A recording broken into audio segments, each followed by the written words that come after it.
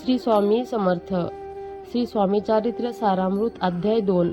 दुसऱ्या अध्यायाचा सारांश.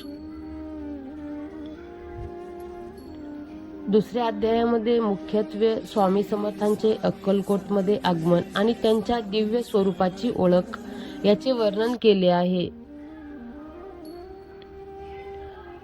अक्कलकोटच्या खंडेराव महाराजांना स्वामींच्या येण्याची चाहूल लागते. स्वामी जेव्हा अक्कलकोटच्या वेशेवर येतात तेव्हा त्यांचे तेज पाहून सर्वांनाच नवल वाटते. ते अकालनीय मुक्त आणि योगीराज स्वरूपातील महापुरुष वाटतात.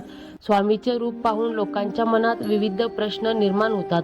कोणी त्यांना दिगंबर म्हणतात, तर कोणी त्यांना परमहंस, तर कोणाला ते साक्षात दत्तात्रय वाटतात.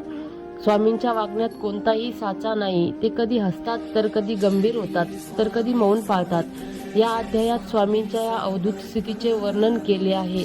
अक्कलकोटच्या राजांच्या दरबारात आणि सामान्य जनतेच्या मनात स्वामीच्या दर्शनाची एक प्रकारची भक्तीची लाट निर्माण होते. या अध्यायात हे स्पष्ट होते की स्वामी हे कोणतेही भौतिक बंधनात अडकणारे नाहीत. ते केवळ भक्तांच्या कल्याणासाठी आणि त्यांना धर्माचा मार्ग दाखवण्यासाठी प्रगट झाले आहेत. या अध्यायाचा गाभा म्हणजे ते साक्षात परमेश्वर मानव रूपात आपल्या समोर येतो. तेव्हा त्याला ओळखण्यासाठी डोळ्यांची नाही तर भक्तीच्या दृष्टीची गरज असते. जो भक्त स्वामींना अनन्य भावाने शरण जातो त्याचे कल्याण निश्चित आहे, हा संदेश येथे मिळतो.